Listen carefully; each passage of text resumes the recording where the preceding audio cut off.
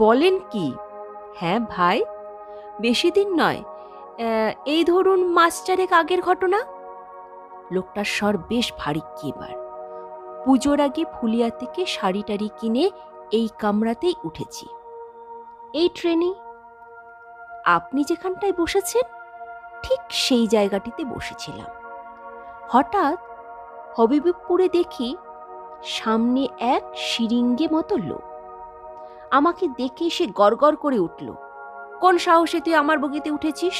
জানিস না মধু হাকার এই কামরাটা আমায় দিয়ে গিয়েছে? মধুর নাম আমি শুনেছিলাম, শান্তিপুর লাইনে গামছা ফেরি করত।